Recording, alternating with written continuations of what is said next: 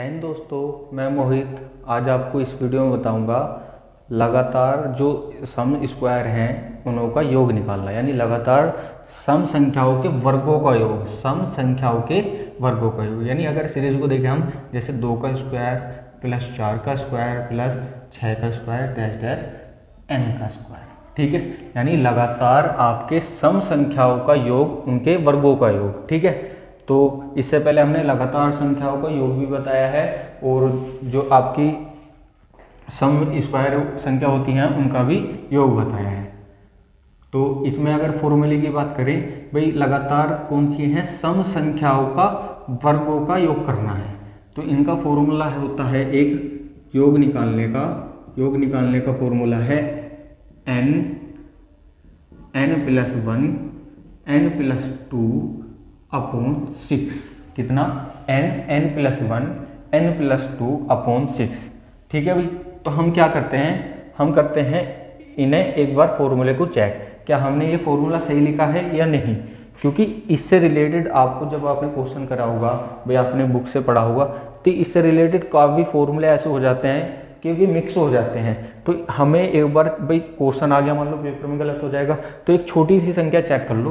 कैसे? n की value मान लो हमने 2 का स्क्वायर प्लस 4 का स्क्वायर प्लस 6 का स्क्वायर, बस इस सीरीज का मान निकालना है, ठीक है। ये क्वेश्चन हो गया। तो इस फॉर्मूले को चेक करने के लिए हम पहले फॉर्मूला रखते हैं n क्या है आपका लास्ट नंबर कितना? 6।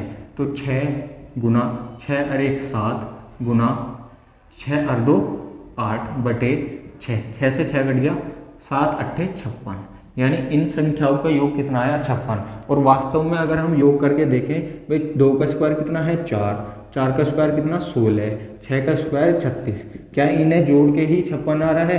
देखो 6 10 12 4 6, ठीक है, हासिल 1 और 5, ठीक है। यानी हम बोल सकते हैं कि हम जो फॉर्मूला यूज कर रहे हैं ना, ये फॉर्मूला बिल्कुल सही यूज कर रहे हैं, क्योंकि इससे हमारा प्रूफ भी हो गया, ठीक है। तो कभी कभार ऐसा हो जाता है कि फॉर्मूले रिलेटेड है, भाई किसी में n प्लस 1 2n प्लस 1 है, यहाँ पे 2n है, तो ये फॉर्मूले कंफ्यूजन हो जाती है कि किस में 2n था किस में n था। तो इसे हम छोटे सी वैल्यू रख के एक बार पुट करके देख भी सकते हैं कि क्या हम इस फॉर्मूले को सही लगा रहे हैं या नहीं, ठीक है। अगर भूल गए, लेकिन याद होगा तो सबसे अच्छी बात है। फिलहाल तो तुम्हें याद ही करना है, क्योंकि इसके 2-3 क्वेश्चन करो, आपके फॉर्मूला बिल्कुल याद हो जाएगा। एक बार रिपीट बोलो मेरे साथ, n प्लस 1 2n प्लस 1 बटे 6, ठीक है। तो अब हम अपना क्वेश्चन देखते हैं, क्वेश्चन है क्या, ठीक है।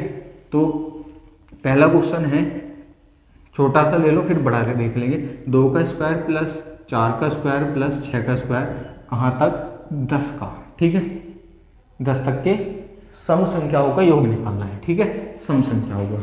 तो बात करेंगे n की वैल्यू इसमें कितनी है? n की वैल्यू लास्ट नंबर जहाँ तक आपका संख्या गई है, तो n की वैल्यू 10 होगी, ठीक है। तो यहाँ क्या करेंगे? 10 गुना 10 और 1 11 गुना 10 और 2 12 बटे 6, ठीक है। 6 से काट देंगे, 6 से कितनी बार? 5 बार, मतलब 2 से 5 बार और 3 से 4 बार, ठीक है। फिर गुना कर देंगे, 4 पंजे 20 और 20 के 11 में कर देंगे, 11 दूनी 22 220, ठीक है। 4 पंजे 20 और 20 के गुना 11 में करोगे, 11 दूनी 22 और एक लास्ट में 0 लगा दोगे। तो 2 का स्क्वायर प्लस 4 का स्क्वायर प्लस 6 का स्क्वायर, इस सीरीज का 10 तक के स्क्वायर का योग कितना हो जाएगा आपका? 220 हो जाएगा। नेक्स्ट क्वेश्चन देखते हैं। नेक्स्ट क्वेश्चन है 2 का स्क्वायर प्लस 4 का स्क्वायर प्लस, ऐसी सीरीज चल रही है आपकी 30 तक का स्क्वायर, कहाँ तक का? 30 तक का। तो फॉर्मूला आपके याद ही हो गया होगा अब तो। n की वैल्यू कितनी है आपकी? n की वैल्यू है 30 गुना 30 और 1 31 गुना 30 2 32 बटे 6। बस इसमें बस जितना क्वेश्चन ये सीरीज बढ़ती चली जाएगी, बस इसकी मल्टीप्लाई यानी कैलकुलेशन हो जाएगी ज़्यादा, बस और कुछ नहीं है। 3 से कटा कितनी बार? 3 से कटा 2 बार, 3 से कटा 10 बार, 2 से कटा कितनी बार? 16 बार। अब हमें गुना करनी है, गुना कर लो आप इसकी पहले।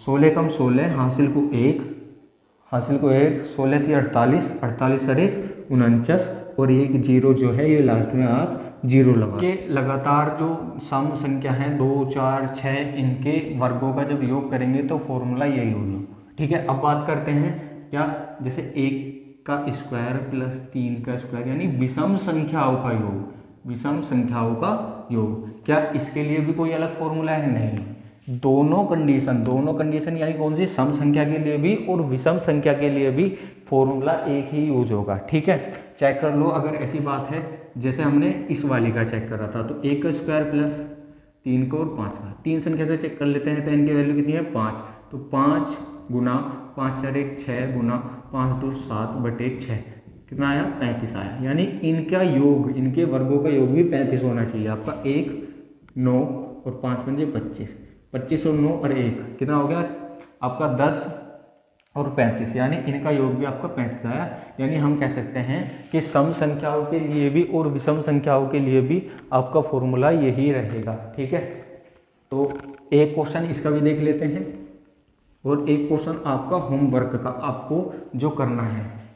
ठीक है, तो सबसे पहले हम 1 का स्क्वायर प्लस 3 का स्क्वायर प्लस 5 का स्क्वायर डैश डैश डैश कहाँ तक, मान लो हमें निकालना है 23 का स्क्वायर, किसका 23 का। तो n की वैल्यू कितनी है इसमें 23, तो 23 गुना 23 और 1 24 गुना 23 और 2 25 बटे 6, 6 चौक 24। ठीक है, अब हम क्या करते हैं 25 चौक का 100 कर लो, क्योंकि गुना करनी आसान हो जाए। 25 चौक का 100 और बाद में क्या कर देंगे डबल जीरो लगा देंगे। तो हम कह सकते हैं 1 का स्क्वायर 3 का स्क्वायर 5 का स्क्वायर, यानी विषम संख्याओं का जो लगातार संख्या है 23 तक का स्क्वायर कितना हो जाएगा आपका पूरा 2300 हो जाएगा। एक क्वेश्चन मैं आपको होमवर्क के लिए दे रहा हूँ, जिससे हमें पता चल जाएगा कि हमने जो बताया है आपको वह आपको समझ आया है या नहीं।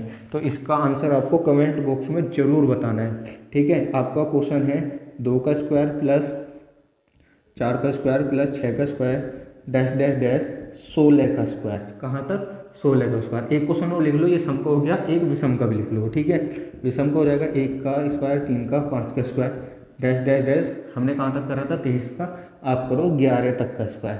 तो इन दो क्वेश्चन का आंसर आपको कमेंट बॉक्स में, इन दो क्वेश्चन का आंसर आपको कमेंट बॉक्स में जरूर बताना है, जिससे हमें पता चल जाएगा कि आपको हमारा पढ़ा हुआ समझ आ रहा है या नहीं। तो और किसी टॉपिक पर आपको वीडियो चाहिए कमेंट में जरूर बता सकते हैं।